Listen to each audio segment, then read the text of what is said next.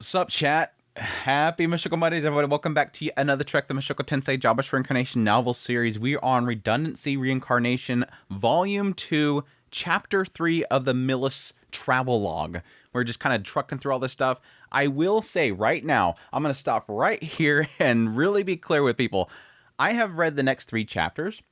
And I do not know how many we're actually get through with this Mishok Monday, because it feels like there's so much in these 3 chapters that I just want to dig into, and there's a lot of stuff that's probably going to be extremely emotional, so there's a good chance we're going to get like maybe 1 chapter done, because it was hitting me as I was reading it and trying to set up the outline and everything like that.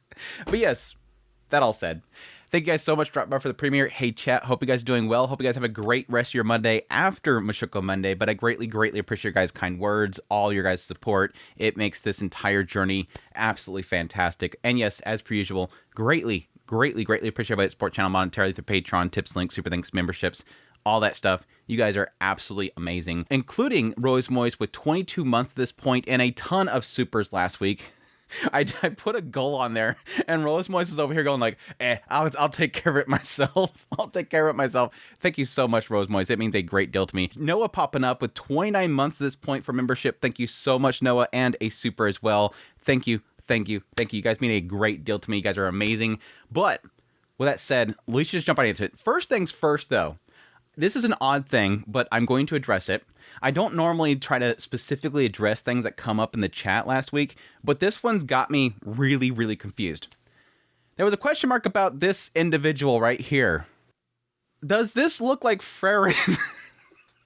Does this look like Frerin to you? What? Why does this look like Frerin with seashell bikini? I don't know what chat was on last week. A couple people in the chat last week, I don't know. Maybe something was in the air. That doesn't look like Frerin. That's Frerin. This isn't Frerin. This is Kanoki. I love my chat, but y'all scare me sometimes. You all scare me sometimes. Anyways, let's get into this.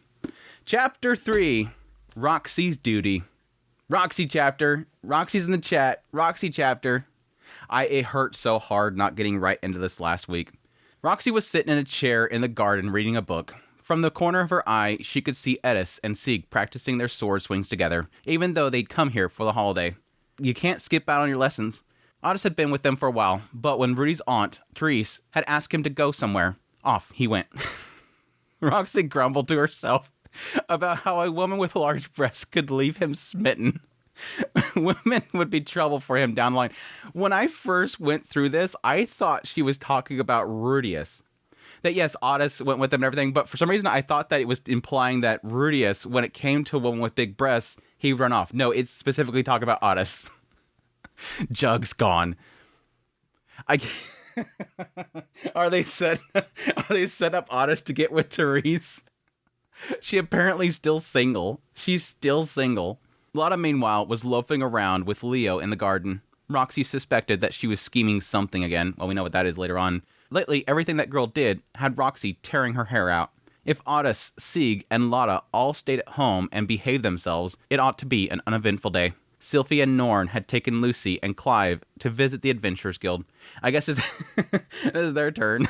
They invited Roxy to join them, but she declined. She didn't want the young adventurers to come up to her in front of the children saying, "Think you'll lure some new party members with your assets, huh?" I don't know if that's implying, like, them questioning her if she has assets and insulting her assets, or talking about, like, Sylphie at least being with her.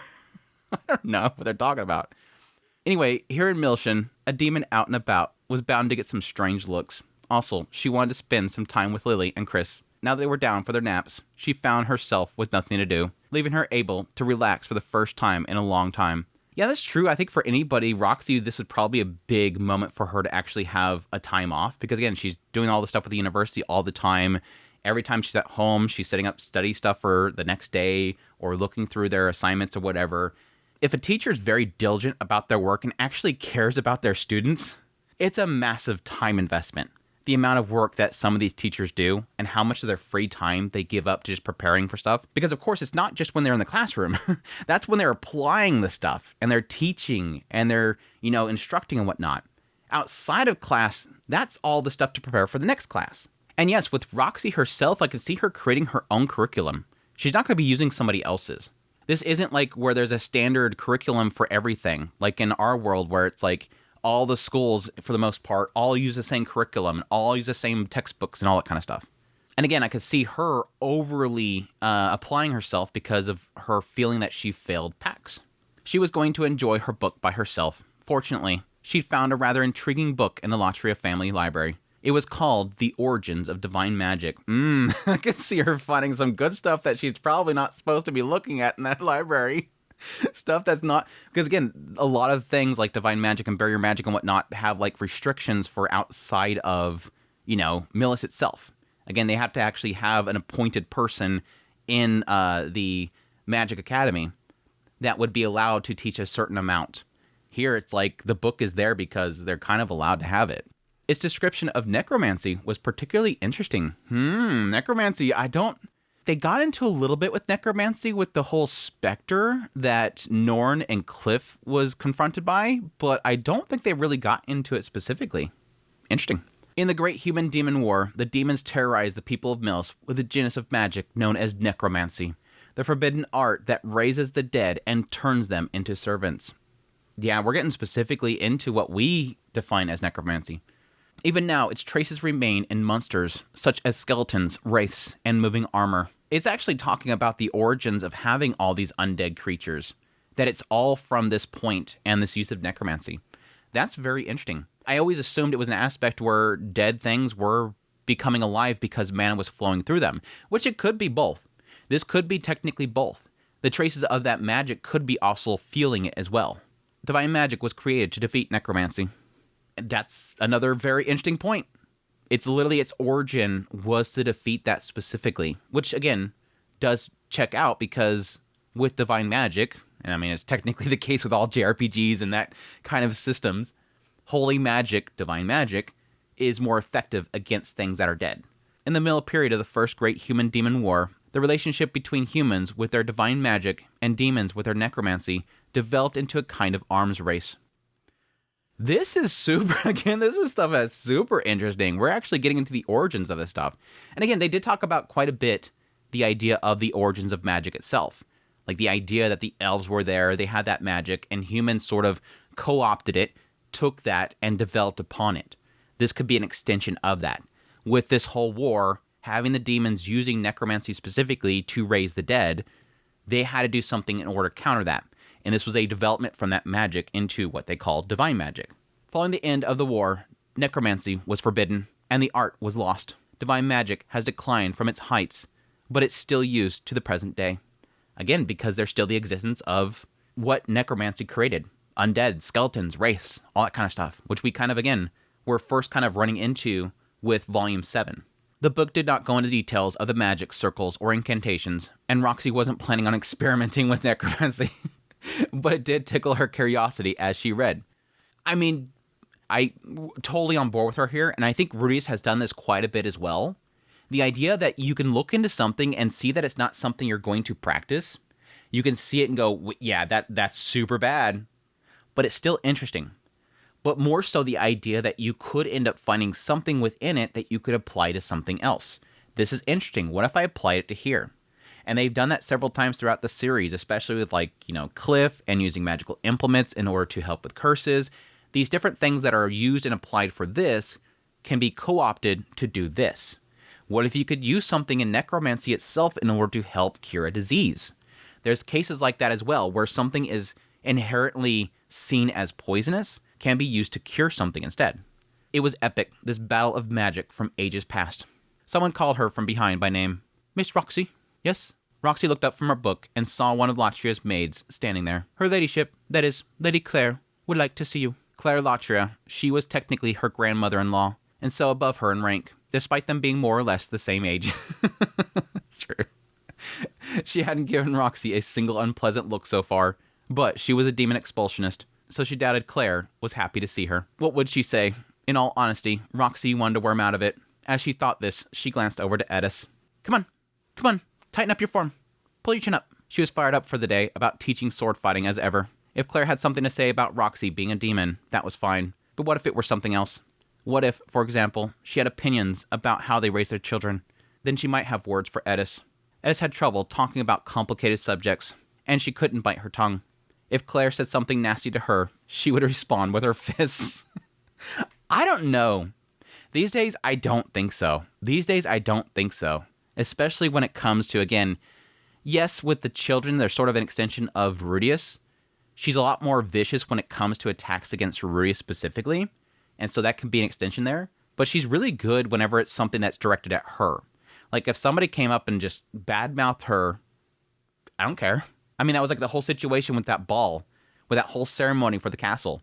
Dude's sitting there, like, berating her specifically, and she just doesn't care. Yep, sure, yep, sounds right. That was just the kind of woman she was. Roxy could reboot whatever Claire said, but it could easily devolve into an argument. Very well, Roxy replied to the maid, accepting that this was another duty as Rudy's wife. Despite Roxy's attempt to steel herself for the challenge, she found herself sitting in Claire's room as she quietly sipped her tea, unable to so much as open her mouth in front of her. Roxy just sat there. For some reason, Lilia and Zenith were there too. Lilia was in a similar frozen state, and Zenith was quiet as ever. Honestly, it was agonizing. Roxy couldn't even reach out to the sweets next to the tea. She so badly wants the sweets, but she doesn't want to touch them. Is this a trick? It's like a trap. Like, Roxy's literally sitting there, and Claire's just sipping the tea, and there's just sweets on the table. Go ahead and try to grab them, Roxy. Then I'll see what a terrible person you are, and I'll call you out and laugh at you for grabbing the sweets in a meeting. Roxy couldn't reach out to the sweets next to the tea. Sweets were her favorite, but she felt like Claire would scold her. You'll spoil your dinner, or something. Actually, that was something Roxy often said to Lotta. It couldn't be coincidence that Claire summoned both Lilia and Roxy. They had different husbands, but they could both be perceived, with some truth, as concubines. The Mill's faith did not accept concubines, but whatever, Roxy was ready. She'd been a little precious with herself lately, but she was prepared for harsh words that people might throw at her. Roxy glanced over to Lilia. As she thought this, their eyes met. It appeared as if she felt the same way. Indeed, perhaps she had anticipated this far longer than Roxy had. The silver lining to all this was that Claire had not summoned Edis. Someone Roxy didn't think would handle this with the necessary grace. It so sucks now to think about back here.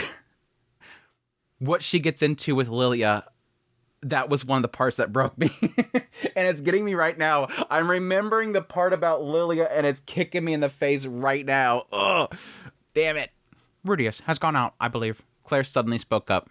It was the first thing that was said since Roxy entered the room. He went to deliver a gift to Cliff. Work then. He's supposed to be on a holiday with his family. He's exactly like Carlisle in that regard. Early that morning, Rudy had gone with Eloise to deliver the doll to Cliff. Roxy wasn't sure if that was precisely work. The doll in question was an automaton that he had built to take care of Cliff. He's already built it. Again, the time difference between each story, I guess. It's like, damn, he's already put together this thing. Again, the other ones, like, that current version was, 10 years, something like that, to build that? And yes, each iteration is going to be a lot quicker, especially since they've figured out how to kind of perfect it. The other question mark is did they find more of those stones and whatnot? Like, Orsted had to give him a stone that was, like, extremely rare. I'm guessing that means they possibly have multiples of them? Roxy had heard about An, and didn't have an opinion one way or the other about her. But she had to say, this new one was a little creepy. Apart from its short, human-like ears, it looked exactly like Eloise. Oh my gosh. I forgot about this. Right down to its body language and tone of voice. Apparently, that had been Eloise's idea. Cliff had risen in the world lately, and his popularity with the ladies has risen too. He'd been inundated with people encouraging him to get married. She was leaving him with a doll, in part, as a deterrent against pests. The scheme was meant to send the message that this was the sort of person that Cliff was going to marry. And it's supposed to be a boy. Did they say specifically it's supposed to be a boy? This new one was creepy. It had human-like ears, and it looked exactly like Eloise. But it's supposed to be a boy. I mean, they've pointed out before that with elves, especially like the prettier ones, like they're going to look like a female even though they're a boy. Like with Sylphie. The scheme was meant to send a message that this was the sort of person Cliff was going to marry, while keeping the fact that she was an elf under wraps. Ellen had spent months teaching the doll her speech patterns and body language. That said, Ellen probably had a less political use for it in mind. Either way, she still seems dissatisfied with it, saying it lacked a key something. She was teaching this thing a whole bunch of stuff because she had other plans for it, but she was dissatisfied with it. It lacked key something. A key? I mean, that's a good question mark. It seemed like Rudius didn't want to put the bits and pieces no more, so it probably doesn't have certain something. It didn't look exactly like her when you looked at it closely, but at a glance, it was so similar, it was eerie. I'll make sure he never forgets me. Rudy had once made a figurine of Roxy too, but she hadn't given him permission to animate it. If he ever asked, she intended to decline. So he built it, but never asked her to activate it, and thus he probably would never activate it. Then why'd he build it? Even Rudy wouldn't do such a thing without permission. It would be interesting if Rudius ever did make a whole bunch of these of his family to use them as decoys or stand-ins, like all of them as stand-ins. Even Rudius wouldn't do such a thing without permission. He didn't need a doll of her. He could have the real thing whenever he pleased. Well, that's the whole thing. He's not making them for that, Roxy. He's not making them for that purpose, Roxy. She wasn't Sylphie, but Roxy wouldn't say no to the occasional request from Rudy, though she preferred that he didn't ask her to do anything too perverted. She wasn't terribly close to Cliff, but she did wonder how happy the devout followers of Millis would be about such a thing. Rudius said it was a surprise. Roxy thought that he might end up with Cliff angry at him instead, but it wasn't her place to comment. As we find out, it seems like it actually did upset him a little bit. Rudius, the hell? But it's really cool. It's like that. I think I got that kind of sense from that segment. It's like this whole thing of like Cliff is like, what the hell, Grudius? What the hell did you make this for? But damn, it's really cool. You did a great job. It's so real. I wouldn't call it work. Cliff is a particularly close friend of his. I see. If it were me, I would have one of the servants deliver it, rather than go through the trouble myself. Unless, of course, I do not wish others to see it. I suppose that's a difference of custom. Claire was right. Rue did not want other people to see it. Besides, Cliff probably wouldn't accept the doll unless it was accompanied by their explanation. That's a good thing. Having some person randomly show up with a person and say, this is a doll from Rudius. What? Yeah, sure, man, God. By the way, Lilia, what is Aisha doing today? Aisha went out this morning to visit the mercenary band. She said she'll be back in the afternoon. Aisha had made the decision to spend the day with a mercenary suddenly. Suddenly. Only after she had heard that Otis would be at the house all day. Roxy wondered if she didn't want to be at the house. Now that she thought about it, Norn had abruptly decided to join Sylphie, Lucy, and the others when she heard they were going out. Of course, Lucy had also begged Norn to go with them. I totally forgot about that, but yeah, this whole vacation, I'm surprised it hasn't pointed out up until this point, but I would assume that Lucy is like just loving the fact that she gets to hang out with Norn again. And again, unfortunately, they haven't really pointed it out, but I could totally see that being like, yes, Auntie Norn, come with me.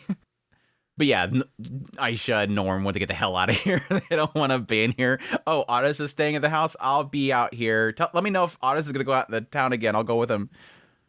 And Norn's like, yeah, I don't like this. I imagine those girls aren't fond of this house. Claire sighed, took a sip of her tea, but then frowned as if the taste offended her. Her brow still furrowed, she turned to Lilia. Lilia, when you were here last, I was quite harsh with you. Lilia replied hesitantly.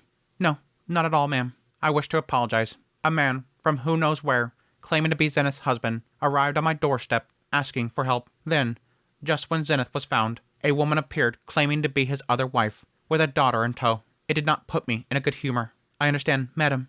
It doesn't bother me. Aisha still bears ill feelings. The air almost seemed to crackle. Roxy was getting a stomachache.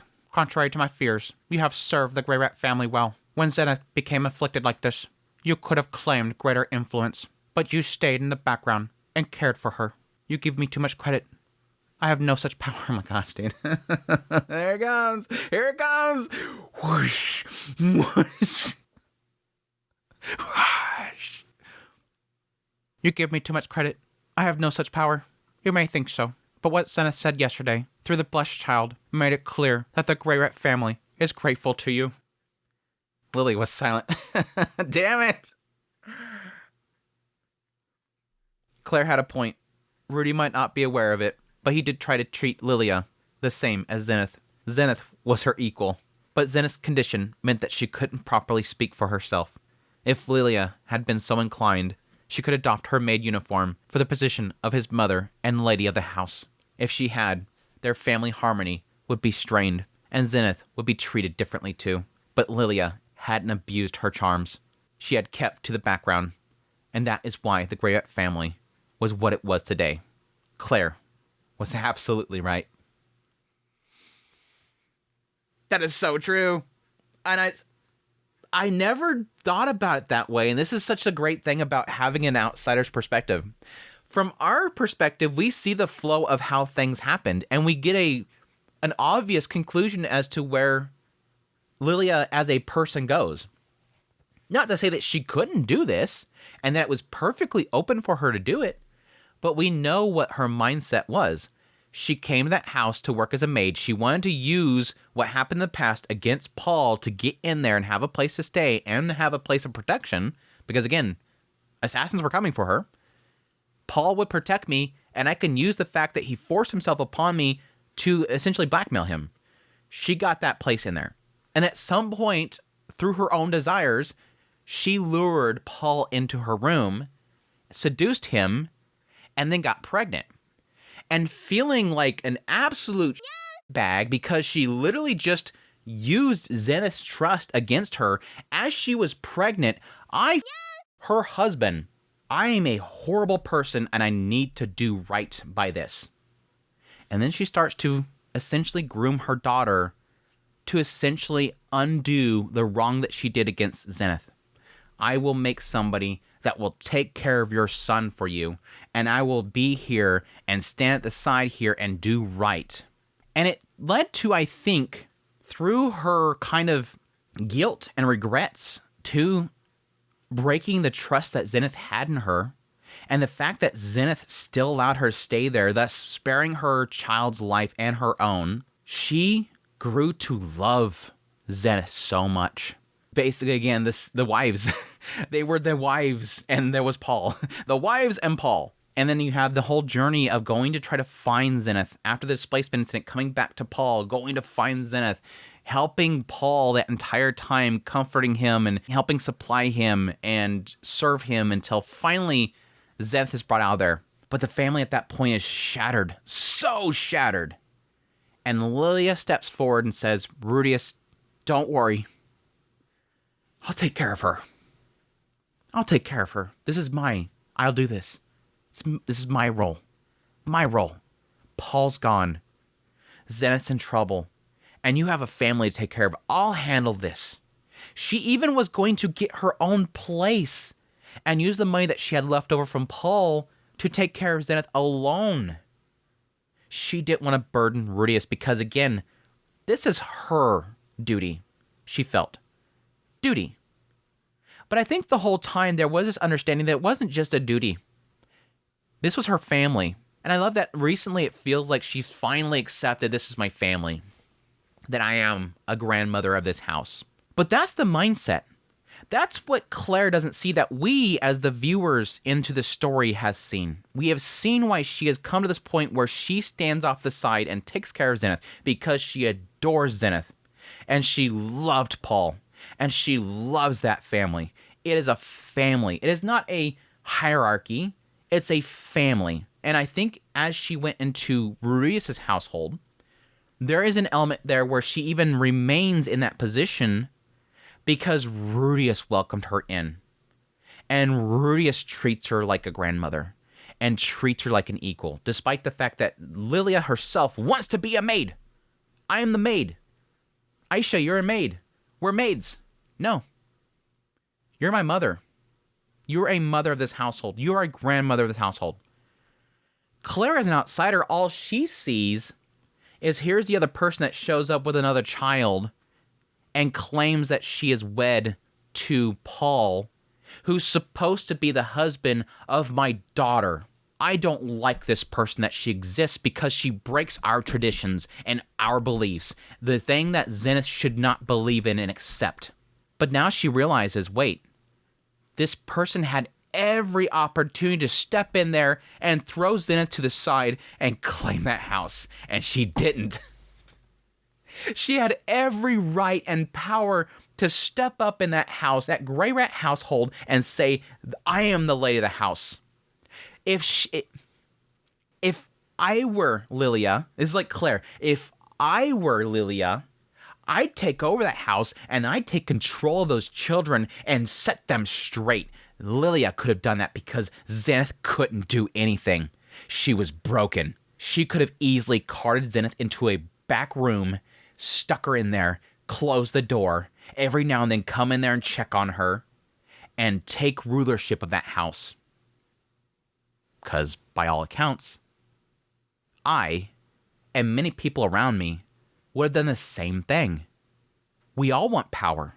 We all want to head the house. Again, Claire rules this house. The Latria house, Claire is the queen. And in all rights, the king itself. She could have done that. She could have taken advantage of my daughter's condition and taken control. But she didn't. She stayed in the background. She's a real grandmother. That's all she cares about is her family. That's family. Again, the moment I read this, it punched me in the face because it's an aha moment. Like, yeah, she had every ability to do that. And Claire, an outsider, could totally see that happening. But she read Lilia wrong. She didn't see what we've seen. And yes, part of it is to thank because Lilia beat the crap out of herself. Anyway, sorry. Long tangent, sorry. 10-minute tangent. Like I said, I wasn't sure how far I'm going to get through these chapters because damn, dude. The same is true for you, Roxy. Huh? Roxy looked up, surprised to suddenly hear her name. But Claire wasn't looking at her. Her eyes moved from her own hands to Zenith.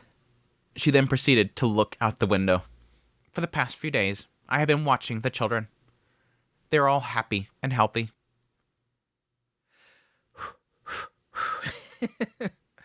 Lotta takes her pranks a little far, but she is... I forgot about this part, the frog. Now the frog on the cover makes sense, but she isn't too abnormal. Did, Lotta do something? Yesterday, she was kind enough to gift me a frog. Roxy felt a wave of dizziness. What in the world was wrong with that girl?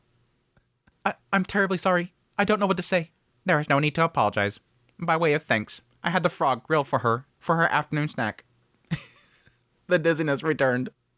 Now that she mentioned it, Lotta had been eating something on a stick yesterday. When Roxy asked her what it was, she only said, "It's a secret." Damn it, eats a secrets. Naturally, my cooks prepared it properly. I'm not partial to frog myself, but people do eat it in these parts. The Mills continent, which was very rainy, had a lot of cuisines made from frogs and lizards. Roxy herself had been sustained by such food when she was an adventurer. Back before she knew how to use antidote magic, she had almost died after eating a poisonous specimen. She was certain the cooks had inspected their ingredients, so they would not have fed her anything dangerous. Roxy was surprised. From what Rudy had told her, she imagined Claire as extremely strict, hardly the sort of person who would do what she had described. Oh my gosh, hold on. This morning, she told me that she loved her snack and would be sure to thank me. I can only imagine what form her thanks will take. Roxy wondered if Claire was blaming her. Her tone was as acerbic as ever, and there wasn't a hint of a smile on her face. So, she probably was. Then, Claire let out a little sigh. Was she finally going to tell them why they were there? I don't know why you are so tense, but just so you know, Reese has told me very firmly that I'm not to interfere in your family affairs. There are things I would like to say, but I will keep my promise. It came out like a sharp rebuke, but if she said so. The reason I called you two here today is because, compared to the others, you are the most adult. Sylphiette is still young, and Edis is immature. I can't say what Zenith was like before this happened to her, but in her current condition, she isn't capable of looking after anyone. It seems to me that the two of you are able to take a step back and see the larger picture. And so... Claire broke off in coughing. As Claire began to cough, the maids rushed to her side. Roxy jumped up and went towards her, ready to cast an antidote spell. Claire waved the maids away as if nothing happened, then drank the rest of her tea. I am quite all right. I only choked a little. What's this? Hold on. Hold on. I agree here. I think, again, from an outsider's perspective, looking in, you're obviously going to see Edis as being a lot more immature. She's a lot more very single-minded. She's very focused on just going out there, doing the exercises and whatnot.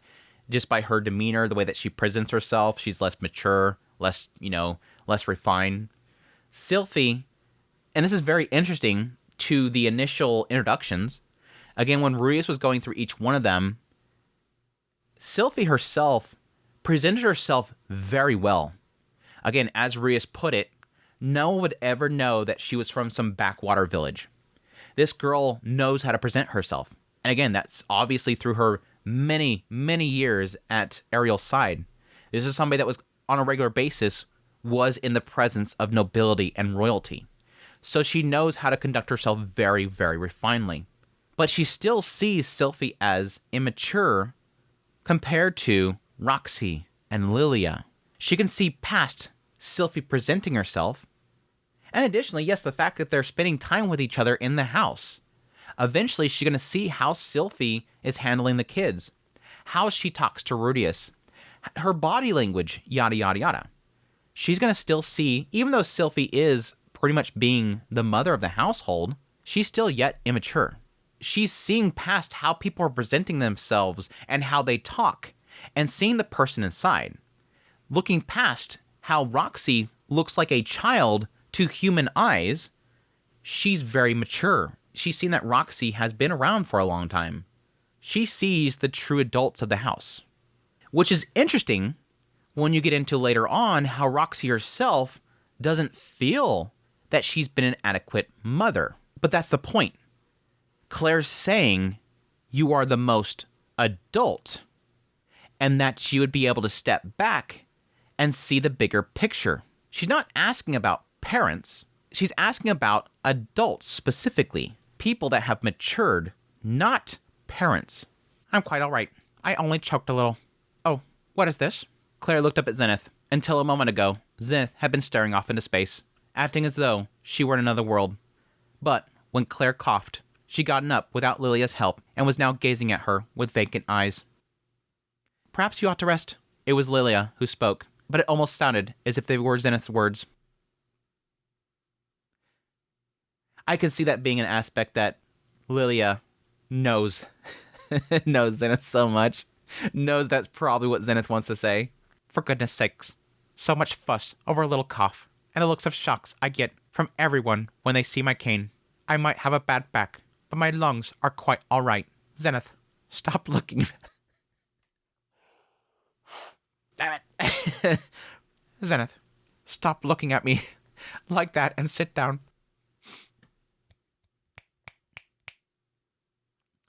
When Claire said that, Roxy glanced at Zenith again, but her face was as blank as ever.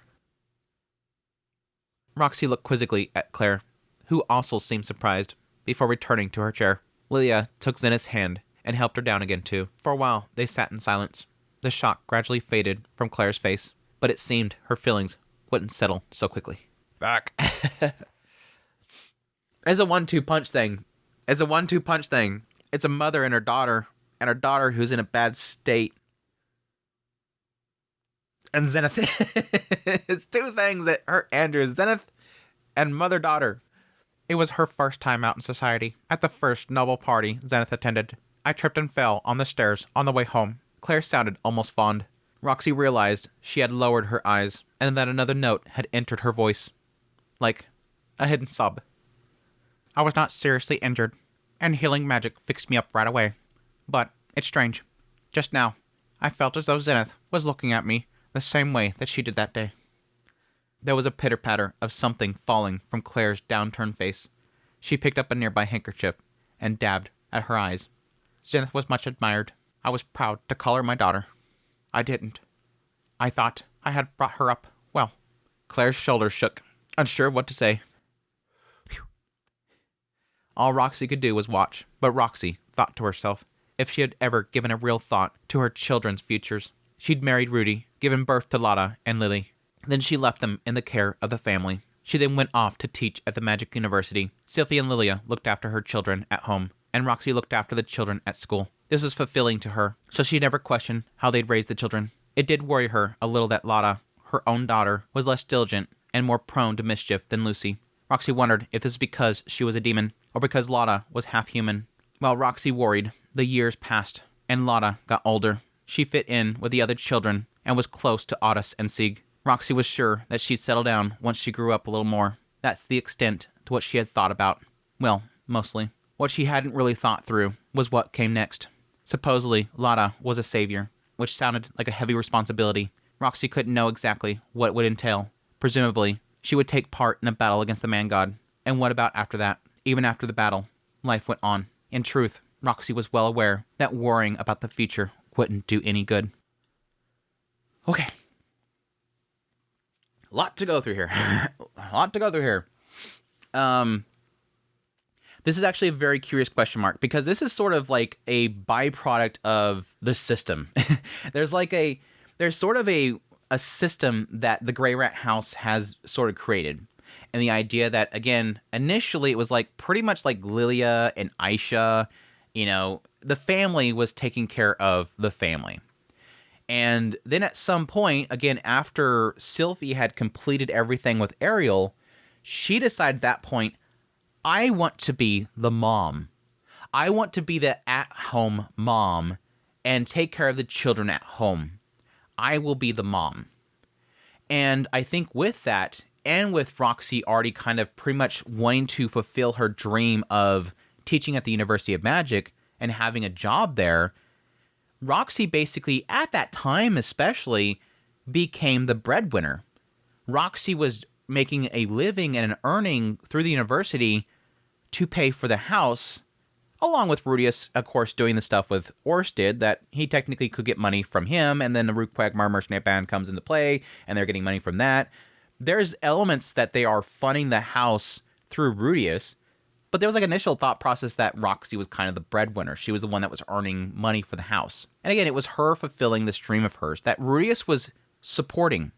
Rudius wanted her to do that. That's something that she wants to do. I want her to be able to do that. But there's like a side effect here, because Roxy's able to do that because there's so many people at the house that can take care of the family. And this could be something that eventually Edis might think about as well. Well, that's what their role is. Because remember when Edis first wanted to become part of the family, she was trying to find somewhere to fit in. Okay, that's what Sylphie does. That's what Roxy does. That's what, Lilia does. That's what Aisha does. Where do I fit? She was looking for a spot. She tried to cook. She tried to do this and that. She couldn't find a place in there. That's the same mindset as Roxy. This is a fine-oiled machine, and everything kind of just works. There's no need for somebody to be in there and do what Sylphie's doing, because Sylphie's doing that. There's no need for me to do this because Aisha's doing that. I can't do this because Edis is doing this. The side effect here is the family itself allowed me to pursue my dreams and teach at the university. And I still take care of the kids when they're at the university. That's great and everything. And she still takes time with the kids and helps them with things that, Sylphie can't quite explain, or maybe they have another question about this and they come to Blue Mama for an answer. And Roxy's able to instruct them or help them with everything that she can help with. But the side effect is that all the stuff that they're doing, I'm not doing. I don't have to think about this stuff because somebody else is thinking about it. And it never occurred to her until she sees Claire here worrying about her daughter. Oh, that's right. I never thought about that. I never really thought about these kind of things. I wasn't really kind of thinking really deeply into the situation with Lotta. What responsibilities she has. All that kind of stuff. Which I don't think is necessarily a bad thing. I don't think Roxy's like bad girl for this. I would appreciate the idea of, especially a mother, being very involved with their children and always trying to be as much involved as possible. That's important. But I do acknowledge that the Grey Rat household is sort of an oddity in how it's created. And I do really respect how they've made the household, because what I talked about previously with how they sort of address each one of them. Red Mama, White Mama, Red Mama. They view them all as mamas. They're all equally their mama. They don't address as, oh, that's Sylphie. Mom, Sylphie told me to do this. Mom, Edis told me to go do this. They view them all as mama. They're all my mama. I have 3 mamas, basically. And it does sort of help the idea that they're nurtured by all of these, and they're always seeing them all as mama. And so it does sort of help a little bit there. But I would still hope that there's still a more personal connection with their actual mama. So there's still an importance there. And I do like that this could be a wake-up call for Roxy. I want to be more involved. I do want to hope for this stuff. I do want to help her with this stuff.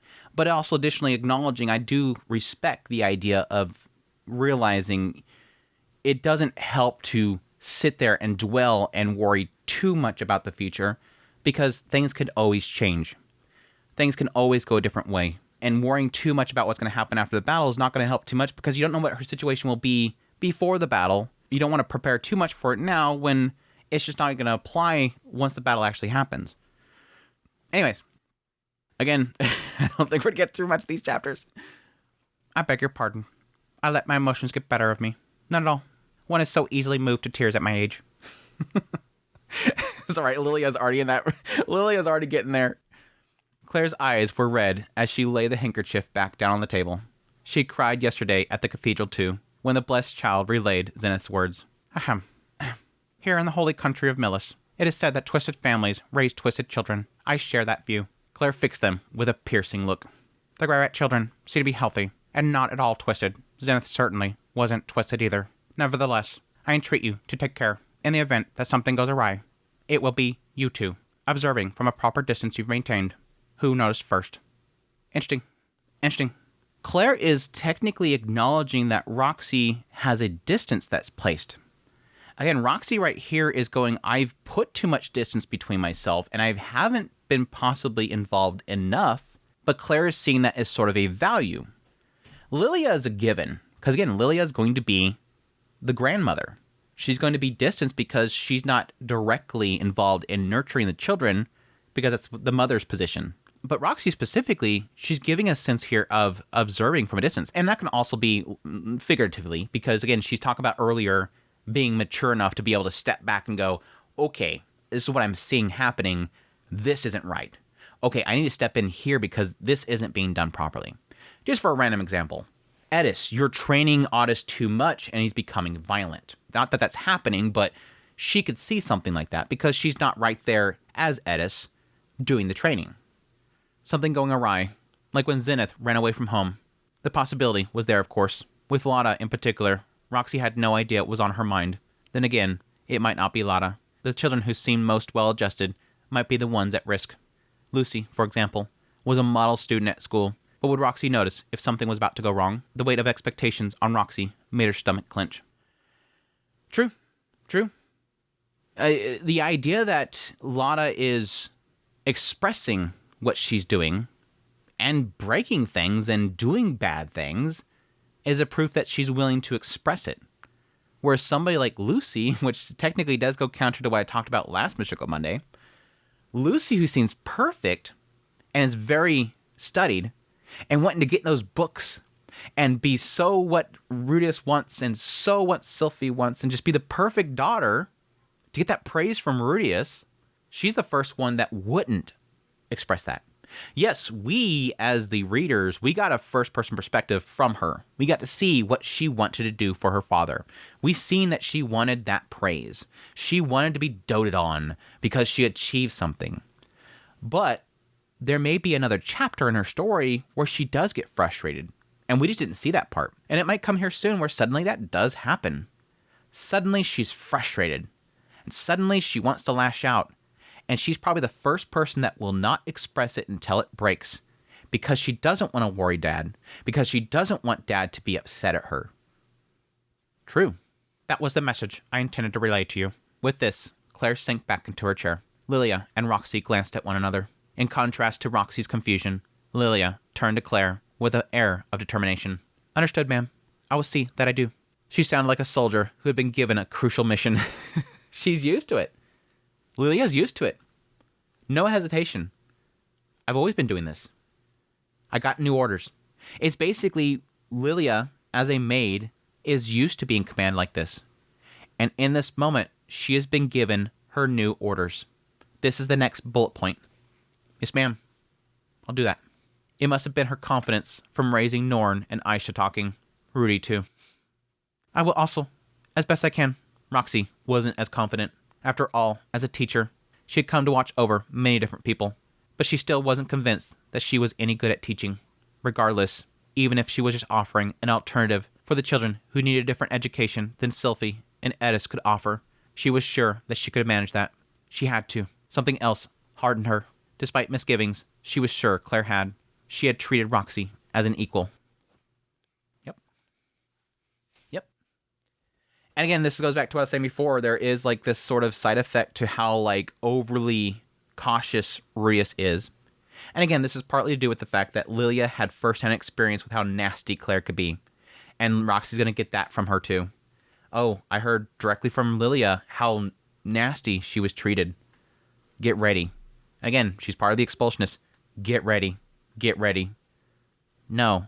Claire came to me. She didn't come to Edis, who's a human. She didn't come to Sylphie, who, again, is not a demon and is less, discriminated against there. She went to me, a demon, said I am the most mature, and that I can step back from the situation and observe it properly. I have this very important mission to be able to step in when it's needed and to see things with a clear eye that something is going wrong. And for the future of these children, I need to speak up. I need to give that alternate viewpoint to these kids. She's always, again, been there. She even points out right there. I've always kind of been there just to get that alternative education if they need it.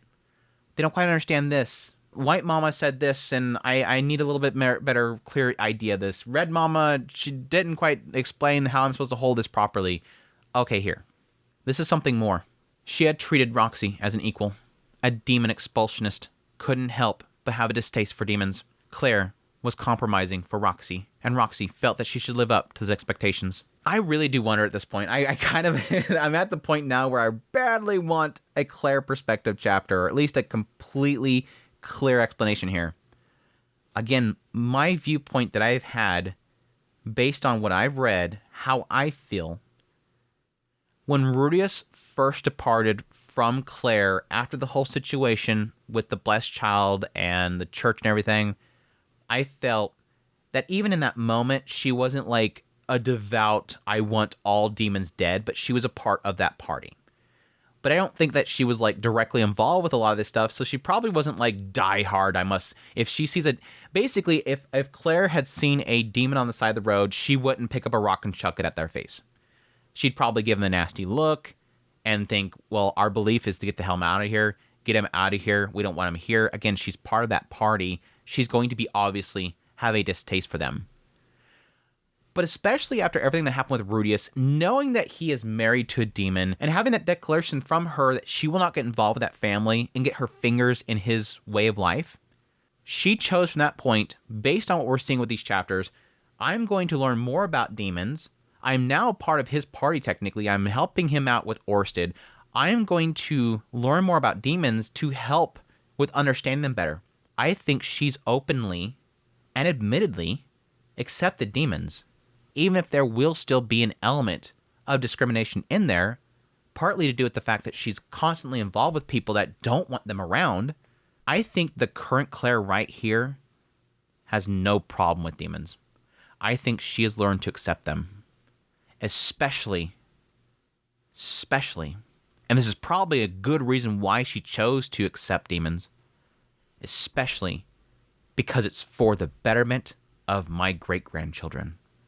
For the betterment of my great-great-grandchildren. For my family, I have to accept them. Roxy is a huge part of them. And, technically, Lada is a demon. I love her. Lucilia is a demon, and I love her. Just then, the door opened, and a white dog shuffled into the room. Naturally, Lada was on his back. For some reason, she was covered in mud. Her shoes, clothes, everything. How many times had Roxy told her to wipe off the mud from her shoes before coming inside? Lada, you aren't to ride on Leo inside the house. Roxy said that just to say something.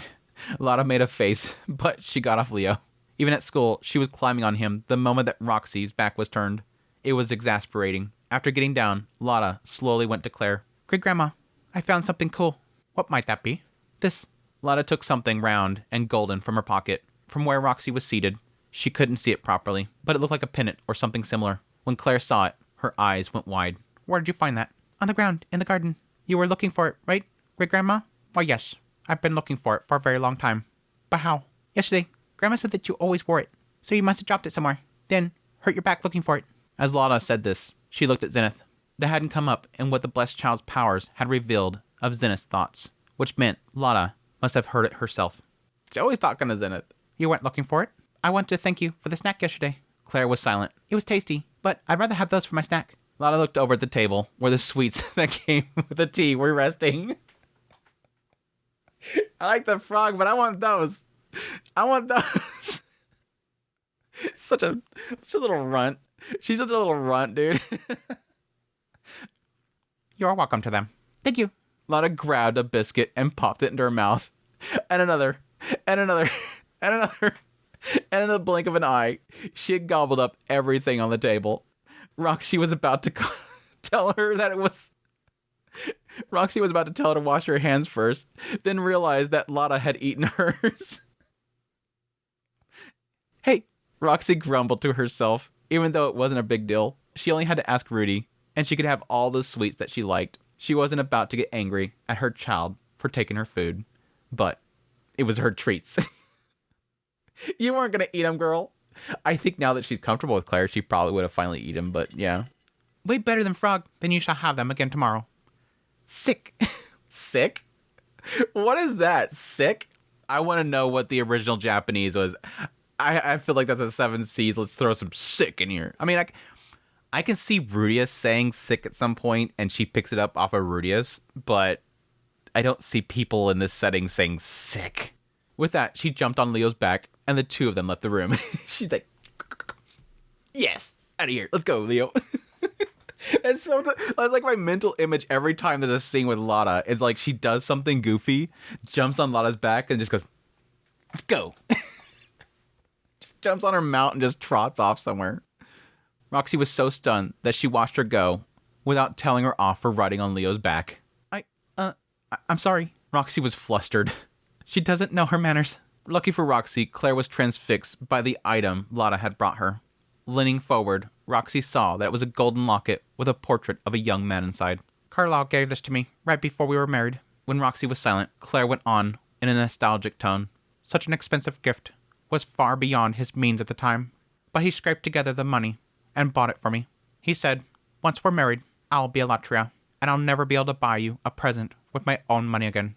I lost it around a year ago, and I've been crouching down, searching for it ever since. It's how I hurt my back. I've given up on finding it.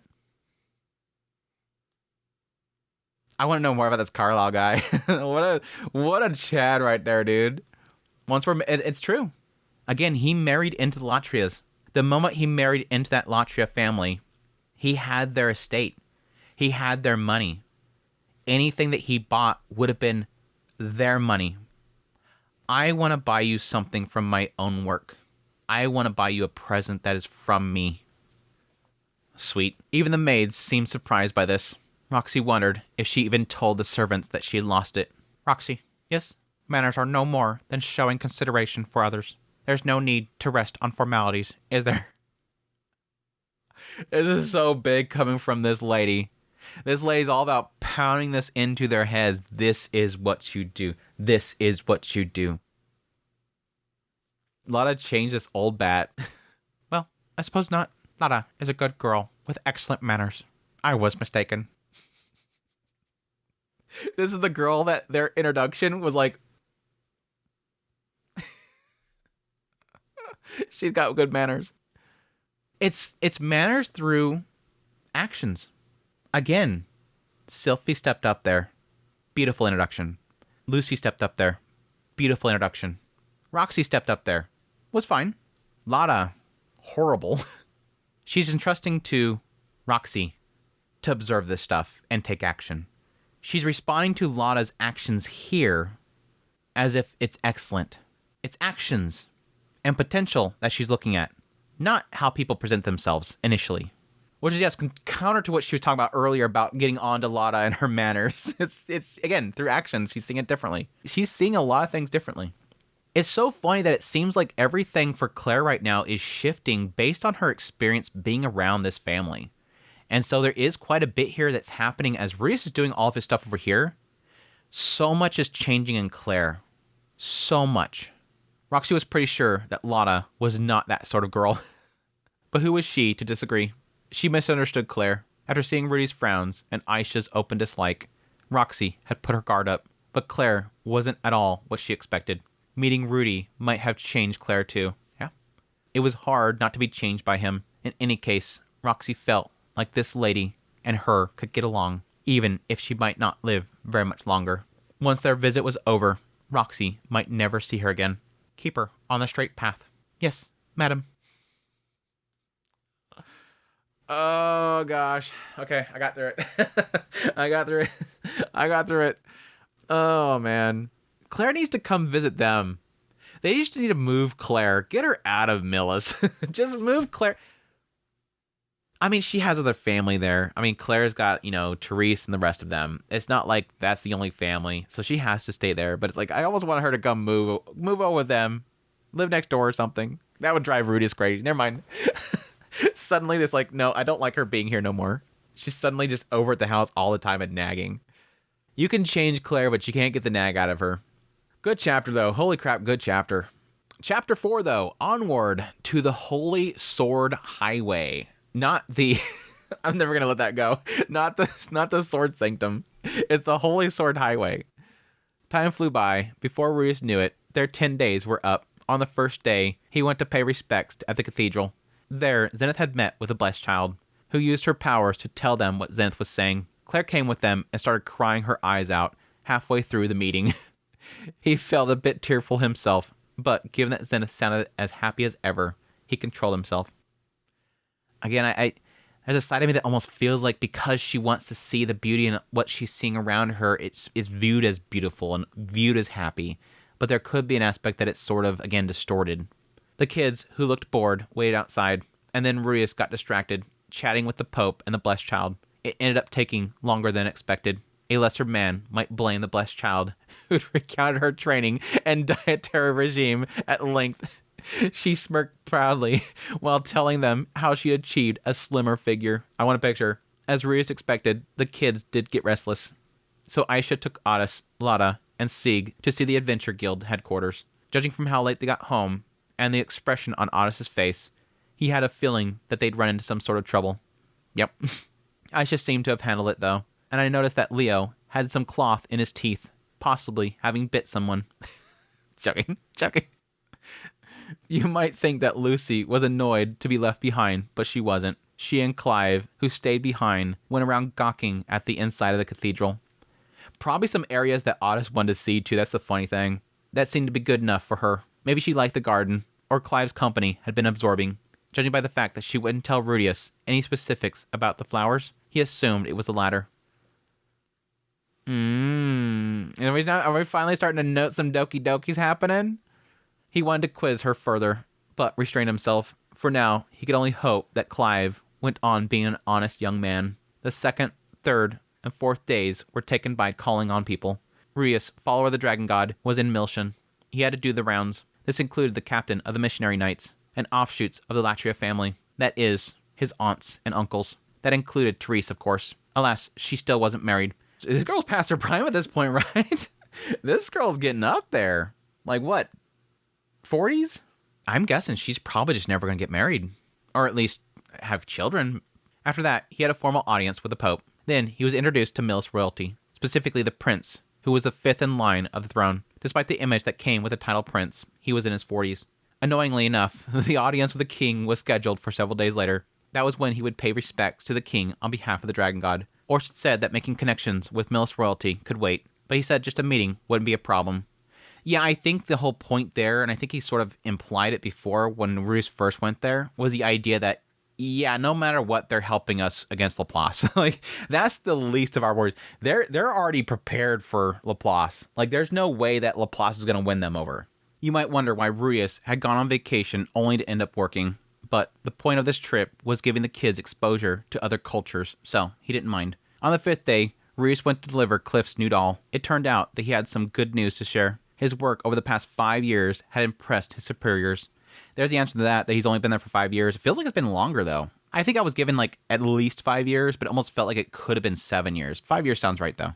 And although not official yet, he was going to be made a bishop. His youth would have normally made this impossible, but there was some political circumstances related to the unusual location of Cliff's diocese. He presided over an area on the south edge of the Great Forest that, back when Rudius had been traveling, had been a nameless inn town. In the past 10 years or so, its population had grown, and the town along with it. The town didn't belong to any country or race. But as it grew, the question of who had what jurisdiction there came into play. Representatives from various races gathered in the town to hammer out their various interests. The representative sent by the Mills Church was an archbishop, a member of the demon expulsionist faction who was known as a cardinal's right-hand man. He was a human supremacist and looked down at not only demons, but other races like beast folk. Bad person to be there then.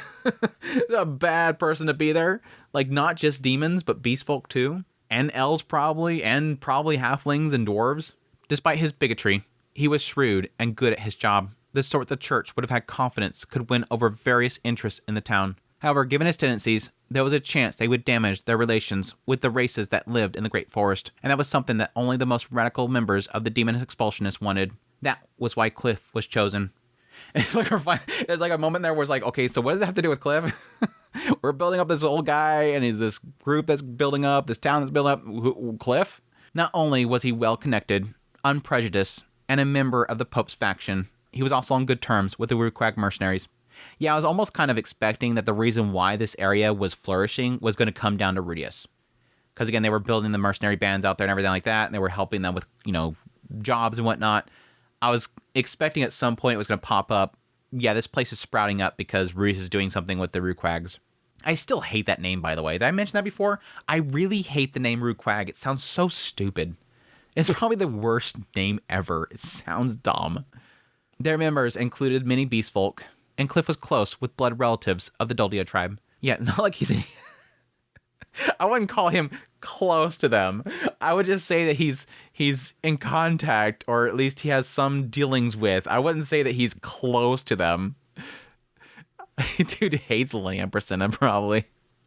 I don't think he's ever liked Lilia Percena.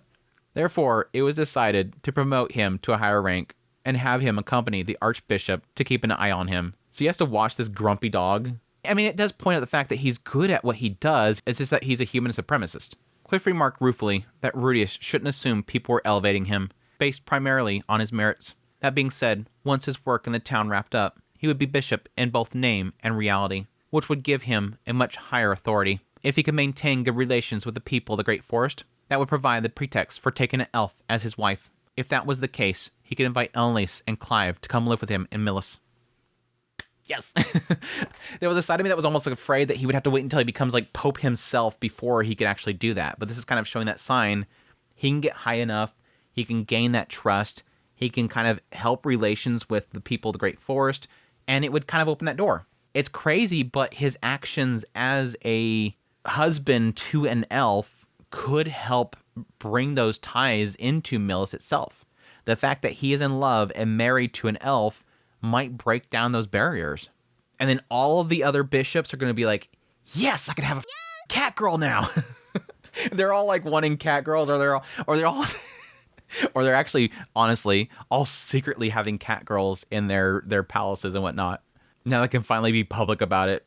When he got to that point, Rudius thought the doll could double as a celebration present for his promotion. So he did the big reveal. Cliff totally blew his top. Told Rudius it'd be a disaster if anyone knew that he was currently smitten with a woman. Still, he didn't refuse to take the doll, so Rudius thought he was pleased with it. Yeah, he's like, damn it, Rudius. Oh god, it's so freaking amazing. He even looked over the fine details of the magic circles that animated it with interest. Again, this is going to be something he's going to geek out on. He's going to totally geek out on as much as he's frustrated. And this is so cool because, unfortunately, Cliff is so separated from them now. This is the stuff that he was doing with them for the longest time.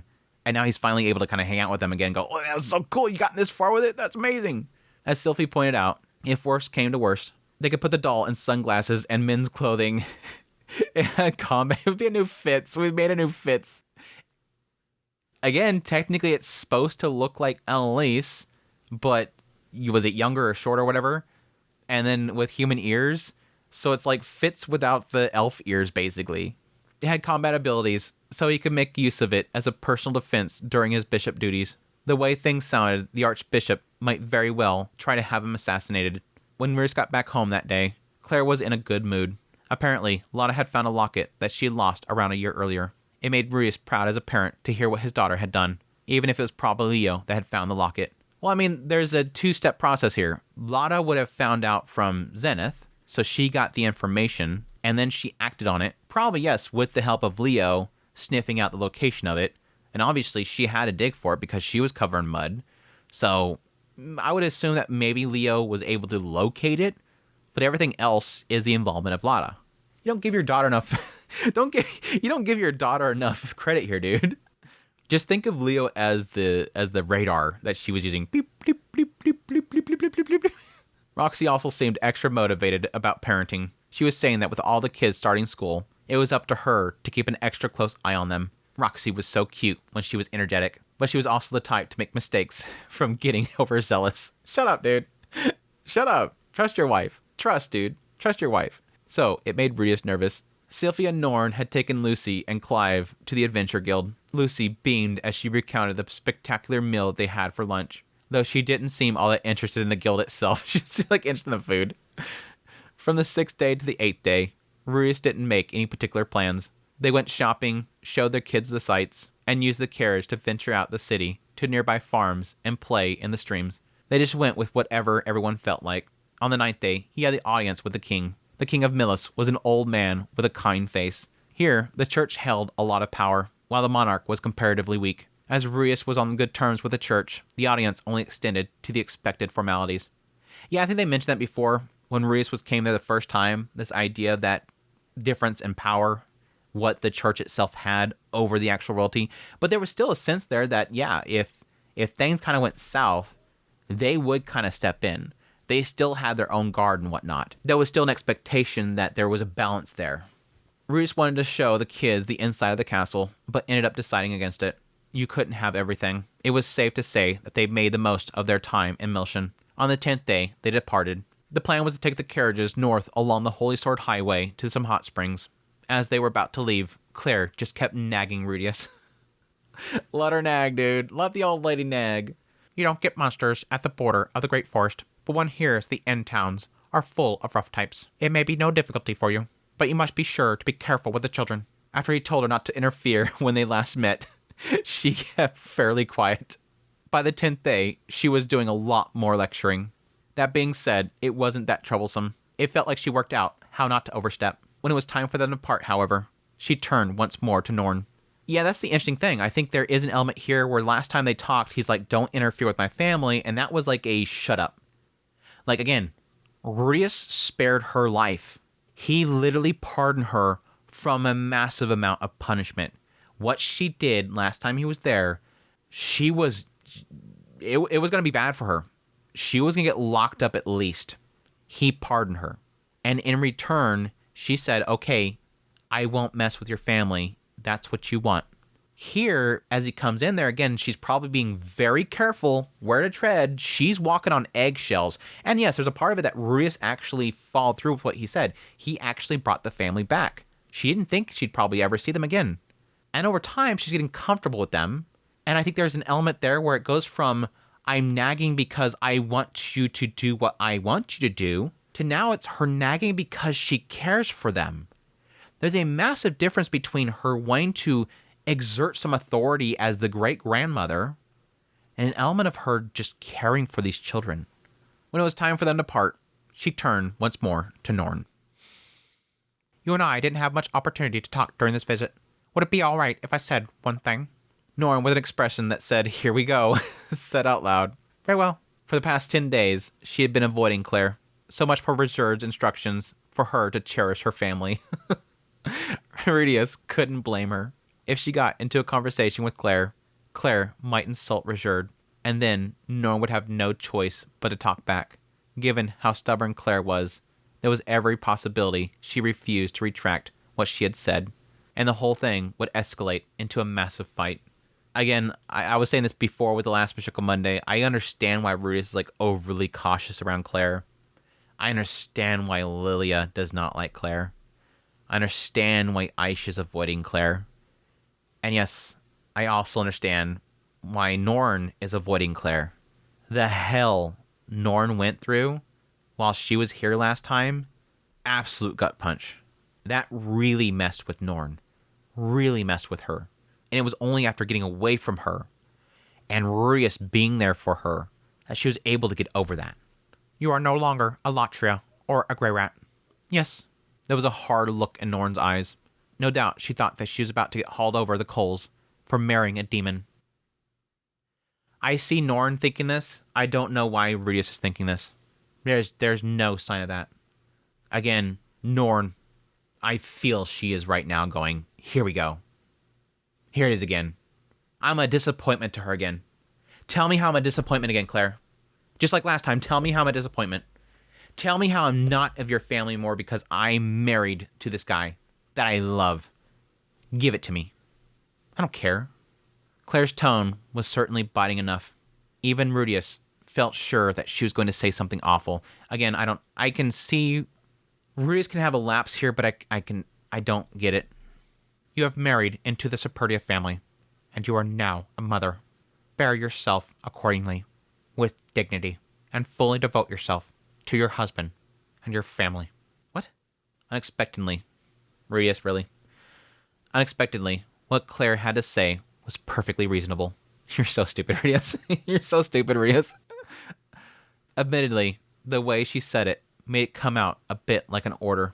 I know little of demon customs, but I imagine that a demon's wife must bear the responsibility of bearing children and watching over the family, just as ours are. Norn was silent. Do you understand? Yes. Norn gaped like she had the wind knocked out of her sails, but she eventually answered Claire with a solemn nod. Claire nodded back, satisfied, like another weight was lifted off her shoulders. Rudius felt like Claire had changed a little over the past 10 days. He'd also gotten a sense that Roxy and Lilia had relaxed a lot over the final days, maybe in response to the change in Claire. Now here's the part where, again, now already when I was reading up to this point and Claire was addressing Norn, I was expecting when she said, you are no longer a Latria and a Grey Rat, my brain immediately clicked, oh, she's talking about the idea that you're now a Superdia. You're not a Latria. You're not going to be what I want you to be. You're not going to be what a Grey Rat is. You're now a Superd. You are of a Superd family. Again, I understand Norn going, oh, here we go. Go ahead. What do you have to say? I don't get Rudius. Because, as it points out here, Rudius knew that Roxy and her were getting along. Roxy is a demon. Full-blood Magurian demon. And they're chilling together.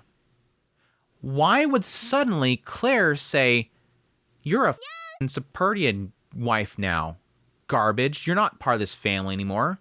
It doesn't make sense to Rudius. He's seen how this lady is addressing his demon wife. But that aside, I love what she's doing here. It's the idea that you are not a Latria. You do not have to fall into some mindset that I have. You're not a Grey Rat. You're not going to follow what Grey Rats are. You are now a Superdian, which I think is a really great thing for Norn to hear from Claire. I think in general it's a cool thing for her to hear. The idea that you're a part of that. I've been reading into it. I know little of the demon customs, but I'm assuming that you're probably going to have the same sort of systems for bearing children and taking care of them. But either way, you're a mother. I don't know what the customs are for Superds. I don't know what this is or that is, but I assume they're probably similar. But you're a mother now. Bear yourself accordingly, with dignity. Devote yourself to your husband and your family. There is almost a sense here where she's kind of seeing no matter if you're married to a demon, no matter if you're married to a human, you're still a mother. I still view you as a married woman and a mother. It sucks that this takes until the last day. It sucks. And I feel like Claire would have wanted to tell Norn this earlier. I almost wish that there was a chance to do that so they could have possibly spent some time together. Not that I think in the end, Norn's like, oh, damn. Hey, can we stay here for a couple more days? I want to hang out with Claire. No. She probably still doesn't like Claire in the end, but there's at least an understanding in the end. At least Norn gets an understanding in the end. In the end, I think this entire trip is worth it, and she can go back to Rizurd and say, you won't believe what Claire told me. And that would just bring a massive smile to Rizurd's face, that she was able to have that moment with her. Again, this is what Rizurd wanted. Go with your family. It's probably your last chance to get with her. It's family. Go, please. I can't see my family anymore. Anybody that has lost somebody extremely close, a parental figure or a sibling, we can all literally tell people, please, you have a chance, please go try.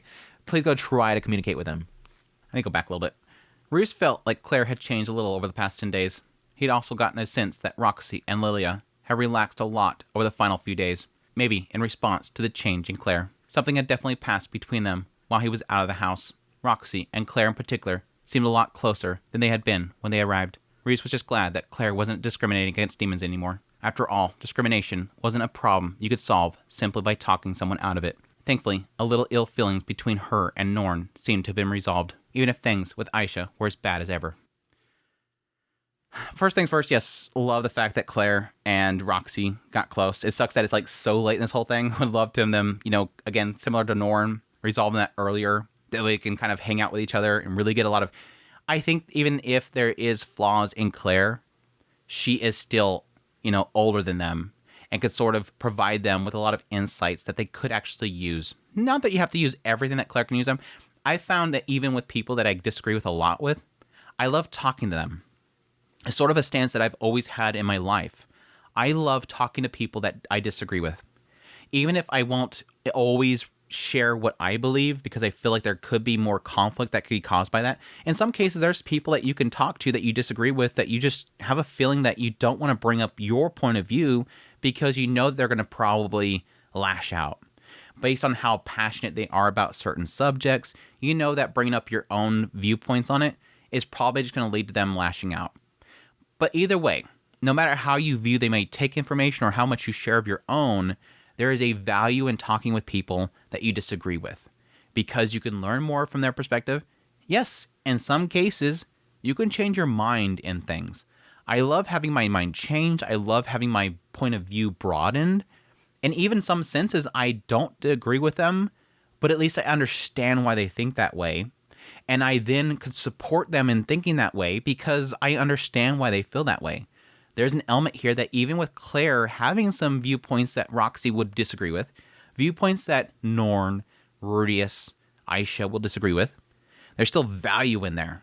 There's still an element of learning her perspective, learning her life, and thus applying that in your own way. They can find some cases where they view things a certain way, and you could take that lifestyle and apply certain elements from it in your own life. There's always value in talking to people. Yes, cool that Norn was able to kind of, again, have some closure there, but it sucks seeing that nothing changed with Aisha. And that's life. There's a side of me that almost respects Refugin for leaving Aisha in that element, because that's life in some cases. Sometimes you're not going to get clarity for everybody. You could have Claire pass away and Aisha never, ever have some sort of clarification there.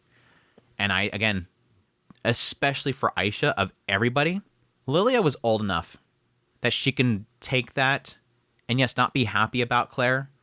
And then thankfully at some point getting a little bit of respect from Claire. But Aisha, of all of them, is probably the worst.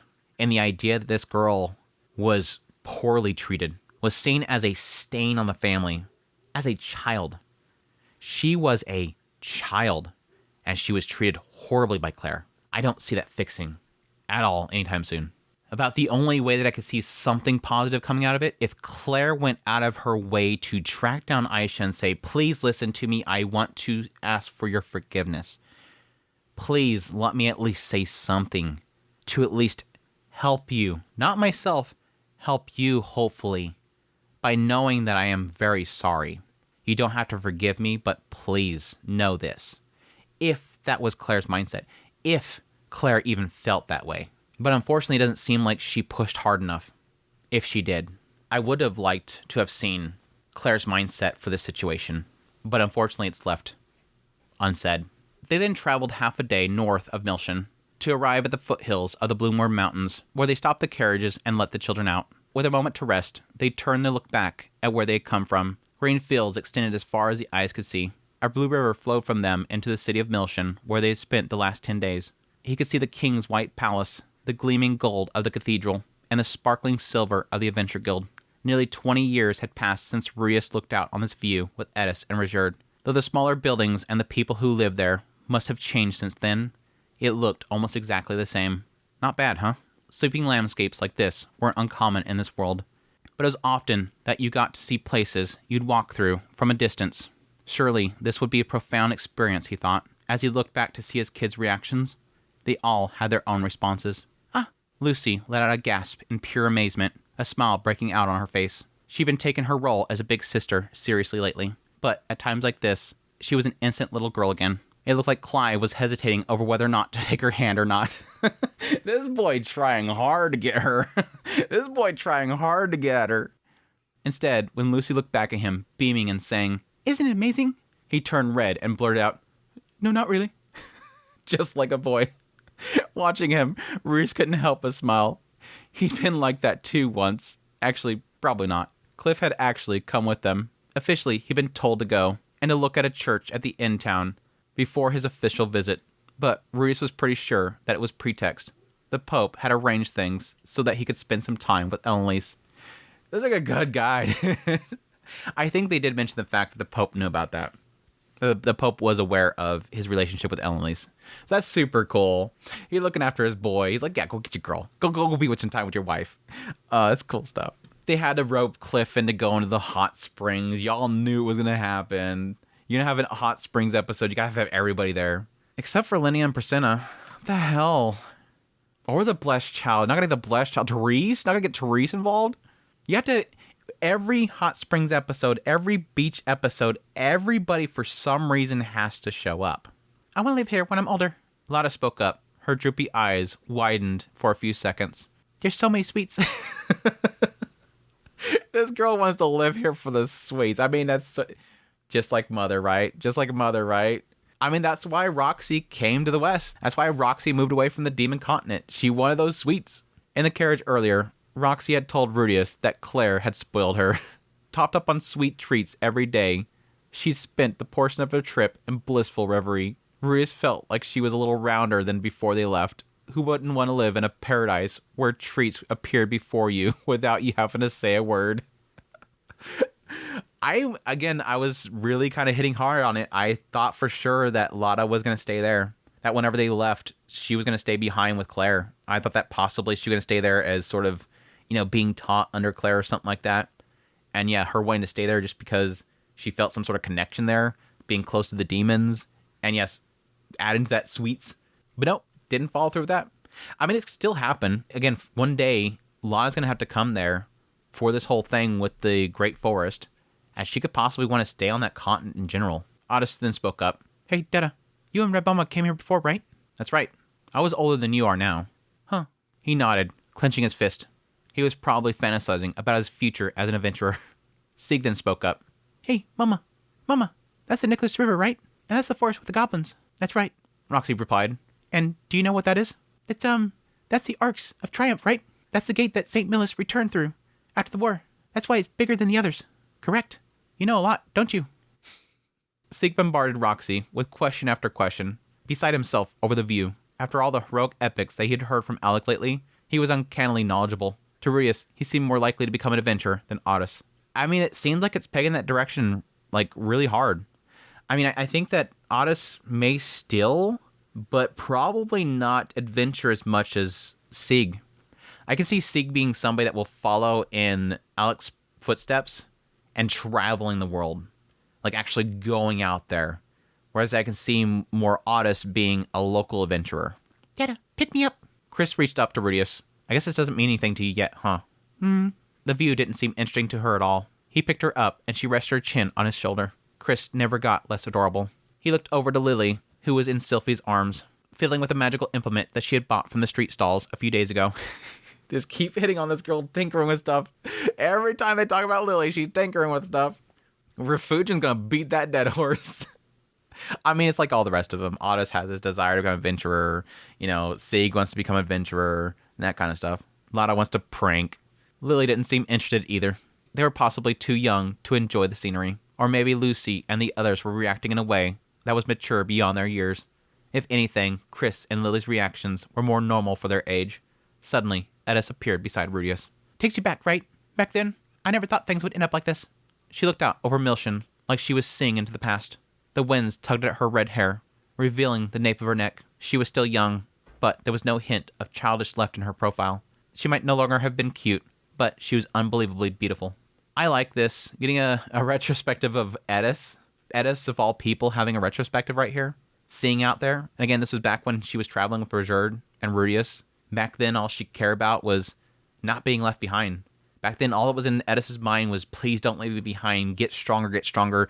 Don't mess up. Don't step out of line. Don't frustrate Rudius. Stay where you need to stay. Don't bother him in any way. Now, she's standing there with this huge family. She's got a child in her arms. So can the Rudius right now. So much has changed. She can still be cute, though. Edis can still act cute. How'd you think you'd end up? I thought the world would be a simpler place back then. That mean that she didn't think it was simple now? Edis didn't use her head much, but that didn't mean that she didn't think. Maybe having children had mellowed her out. Time really changed people. Then, Edis turned to face Rudius head on, looked him in the eyes, and spoke. I love you, Rudius. His heart was aflutter. He'd definitely gone bright pink. I love you too, Edis. He tried staying cool. She moved a little closer. It would have been a chance to caress her, but his hands were full. He petted Chris, who cooed, but made a face. Dada, stop tickling. Oops, sorry. No more tickling? No more tickling. Edis giggled, then kissed Rudius on the cheek. She kissed the top of Chris's head, too, then walked off. Right, move it. With Edis's call, they got back aboard the carriages. That was cute. I really don't like whenever Rudius says that she doesn't think much, but she does think or something like that. I just don't like that mindset that this is a girl that doesn't think about things. Yes, she's much more simpler in her thinking processes, but she's not stupid. Now I'm thinking that's stupid meme. I may be stupid. Edis, I might be stupid. She's a simpler thinker. She's not an idiot, but she's a simpler thinker. She's not really called to really overly think things and dig through things. But I like that retrospective for her and him asking, how do you think things would end up? And she says, I thought the world would be simpler. That makes sense. Her back then, all it was don't get left behind. Rudius will handle everything, and it'll be simple. We'll get home, and we'll get married or whatever. We'll get together. Things will be great back at home. I can't wait to see, Saras again. Can't wait to see Dad again, Mom again. But no. Things were super complicated. The moment she got home, things were shattered, and she was trying to get stronger. She ran into Orsted after that moment. Orsted blew up her world. She had to get things figured out. She had to get stronger. Things blew up. She got back with Rudius, then gets involved with Orsted, and now there's all this stuff they're having to go and do. Things were simple back then. It was simply hanging out with family, doing her thing. Rudius shows up. He's teaching her all these cool things. She wants to be an adventurer, go take on labyrinths and kill goblins. Displacement incident, get home, get home, get home. Don't get left behind. Then life shatters. Everything is extremely complicated suddenly. The great thing is she's not saying it's a bad thing. In the end, she's saying it was simpler back then, but she's not saying it's a bad thing now. She just says, I love you, Rudius. You complicate me. Instead of you complete me, it's you complicate me. They traveled along the valley that split the Bloomworm Mountains. If the Holy Sword Highway cut through the great forest, this was the sword's hilt. Steep cliffs rose up either side, but there was no falling rocks. The dim valley stretched as if it continued endlessly. At first, the kids were excited. Even Lotta let out a rare gasp. The adventure had begun. Who knew where they might end up next? Would there be monsters? There was supposed to be blue dragons in these parts. Perhaps they might see one. Within a few days, however, their hopes were extinguished. It's like they're the only family in the entire world that wants to see dragons. Everybody else is like, please don't let there be dragons. Naturally, no other monsters appeared either. There was nothing but endless valley. After 3 days, the kids were sick of it. Lotta started unabashedly repeating that she was bored to herself. Bored, I'm bored, I'm bored, I'm bored. Every now and then, she declared that she was going to walk Leo, then get out of the carriage to ride on his back instead. If they'd let her, she might have tried to scale the cliffs. Otis, Sieg, and Clive didn't say anything, but they couldn't wait for the breaks when they stopped the carriage, so they could do their sword practice with Edis, have mock duels with each other, or practice magic with Roxy. I'm curious to see if Clive is doing some actual sword practice. I would imagine that he would with Eloise. It had to be better than just sitting there, getting rocked by the carriage. "We're trapped," Chris wailed, tears falling down her face, while Lily managed to disassemble her brand new magical implement so that it fell to bits. The only one that was quiet was Lucy, lost in a book that she'd received from the Latria house. Reese didn't know how she didn't get motion sickness reading in a moving carriage like that. Eventually, the inside of the carriages descended into pandemonium, despite the adults doing their best to placate the kids. I still like to see the fact that Lily literally disassembled the magical implement that she had. Again, girl tinkering with stuff. The route was safe, but seeing that they were on vacation, maybe Ruth ought to have picked a course that would have been more exciting. By the time they arrived, the children were so utterly bored and strung out that they were unusually manic. In fact, the moment they left the valley and the town came into view, Otis, Sieg, and Lotta tried to leap out of the carriage. I can't agree with this. Long car trip. Holy crap. My young self was like, ugh, I'm sick of this place. And that time we had handheld consoles to keep us busy and stuff. "We're here!" "Not so fast." Edis and Sylphie gave chase, grabbing Otis and Sieg by the scuff of their necks before they could run all the way into town. Leo, with Lotta on his back, slipped by them and climbed up on a slightly elevated rock. But that was nothing to worry about. There was nothing that dangerous on the Holy Sword Highway. "Lotta!" Edis shouted. "We're all sticking together until we get to the end." She, too, was acting like she couldn't sit still, as she was weighed down by days' worth of frustration herself. People's fundamental natures didn't change. She might be more grown up and mellowed out than she had been, but she was not the sit quietly, do-nothing type. Otis and Sieg reluctantly returned to the carriages. Not Lotta. She was gazing at the endless expanse of the great forest before her. Sylphie called out, "Lotta, come back here." Lotta turned around, but Leo didn't move. Lotta looked from Sylphie to Leo, then got down off Leo and gave him a slap on the back. When he still wouldn't budge, she frowned slightly. Sylphie, losing patience, approached them. As she reached out, Lotta put up a hand to stop her. "Not yet. You'll have all the time you like tomorrow. Now hurry up. Leo says the first time he's seen his home like this. He wants to stay a bit longer." "Oh, interesting." It's like Sylphie come up there like, "We gotta go." It's like, "Nope. Stop. Sorry. Don't mess with him." Sylphie looked back to Rudius helplessly. As much as it was nice to let Leo stay and look at his home, they were moving as a group, and with the children on the verge of a meltdown, it'd be better to move quickly. It was a dilemma. Even if Leo was with her, they couldn't just leave Lotta behind. He got down off the carriage, then headed over to them. "Sylphie, I'll bring Lotta." With those words, Sylphie seemed to understand and gave him a nod. "All right, just catch up before it's too late." I don't remember if it gets into it later, but yeah, the idea of her specifically saying that Leo says it's the first time seeing his home like this, I guess it's perspective. Like, again, because he was always inside the Great Forest. He was, again, sort of in this one location. Like, they wouldn't let him out of there. Like, this was his cage that he had to stay inside of. And it wasn't until he gets captured and taken out, and Reese brings him back in there, and he's able to interact with him. But that was, like, the place that he was supposed to stay. And so this may be the first time that he's ever seen his home from the outside looking in.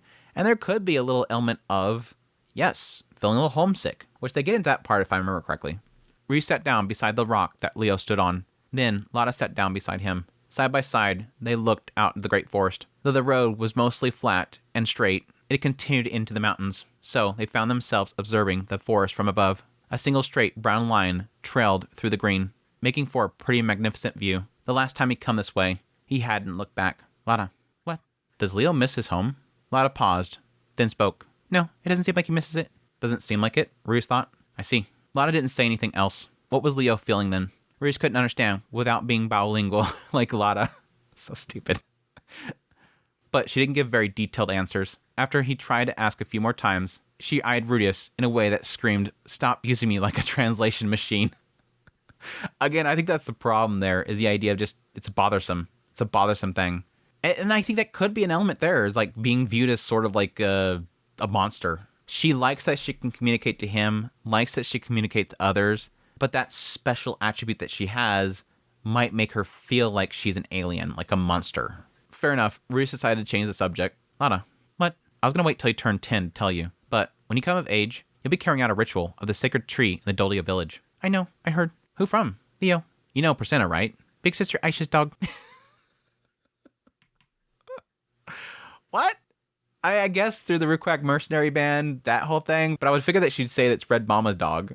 That was a terrible thing to say, but it wasn't wrong though. You'll go with her. After that, Lada looked at him, puzzled. Why don't you come with me? I want to, but it's a special ritual for beast folk, so it might not allow humans to watch. Well, I mean, there's the oddity already is that Lada's involved. I mean, this isn't going to be an oddity for you to be involved too. He could have it wrong. It could be that Lada was embarrassed and didn't want her dad to come. It seemed a bit early for her to enter a rebellious phase. Just then, Leo turned to look at Rudius. Oof. Leo said it's fine. If Leo said it, then it must have been. And the fact that Lada had interpreted it meant, for at least the moment, he wasn't bothering her. True point.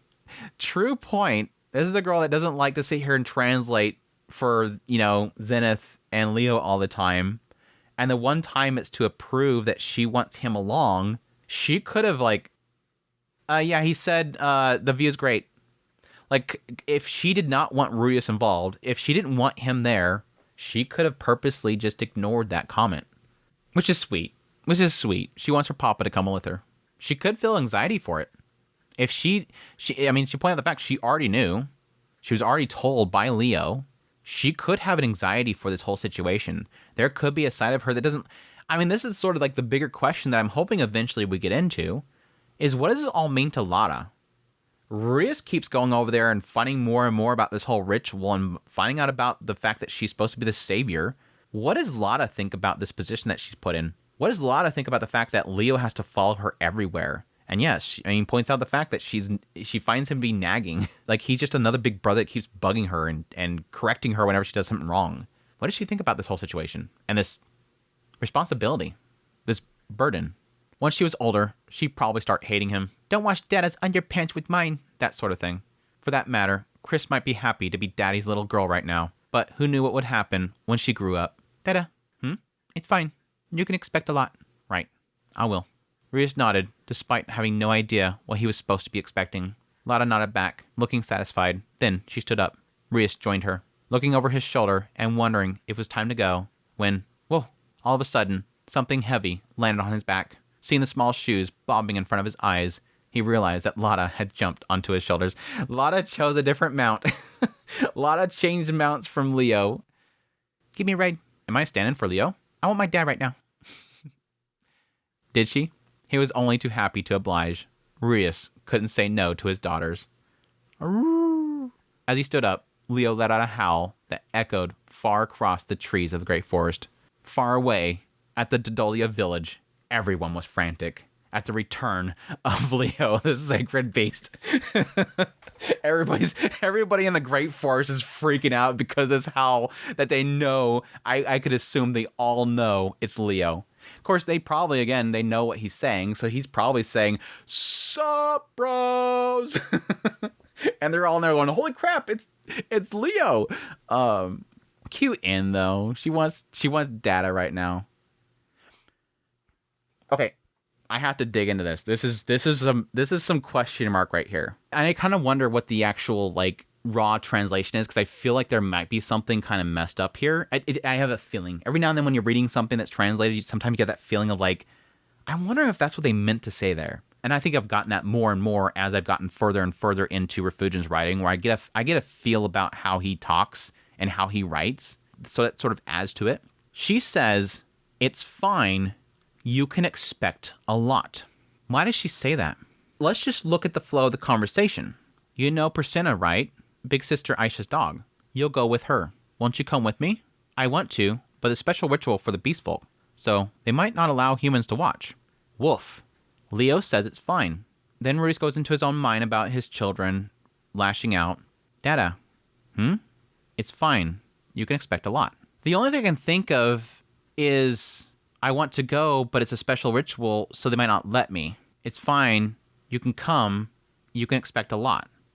Expect to see some great things with this whole ritual that you will come and watch with me, right?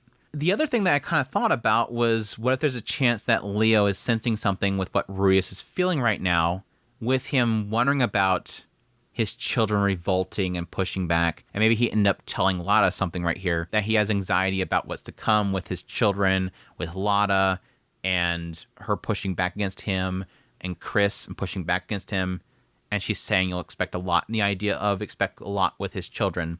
And I don't know, that feels like a stretch. I'm assuming what's happening here is that Lada has been told by Leo everything that's going to happen.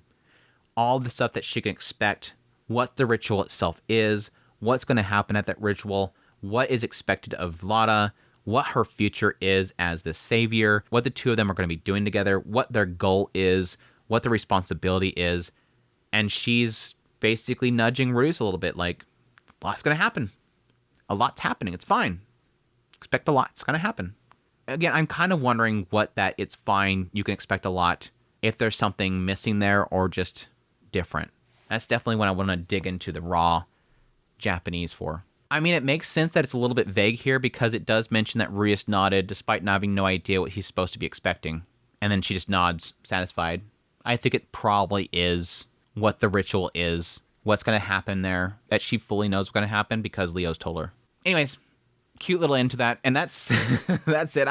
That's for damn sure the end of this Mushoku Monday. Like I said before, I read the 3 chapters. Next chapter is Hot Springs. I know y'all want it, but man, I read those 3 chapters and I'm like, I feel like 2 chapters is probably going to be like pushing it, because I have way too much to talk about here. This is some good eatings. These 2 chapters are some good eatings. Did y'all enjoy this good eatings? I think that's supposed to be only 6 chapters in the Millis log, so I'm thinking this is probably going to be one more for at least that segment. And I know there's like 2 more stories that we have to go through, but that was good. That was a really good Mushoku Monday. I hope you all enjoyed this Mushoku Monday as much as I did in recording it, even though a lot of it was me being emotional and it's kind of worn me out. It was some good stuff. I hope you all enjoy it as always. But yeah, I'm going to wrap it up there. Thank you guys so much for dropping by for the premiere. Hey, chat. Hope you guys had fun. If you did, hit that like button down there. I always appreciate you guys hitting that like button. Not many of you guys do, and it hurts my heart. But I appreciate you guys' kind words, all your guys' support. All that stuff means a great deal to me. But yes, most importantly, I greatly appreciate by the support channel monetarily through Patreon, tips, links, super thanks, memberships, all that stuff. Thank you. Thank you. Thank you. I cannot thank you enough. But until the next Mushoku Monday, y'all take care.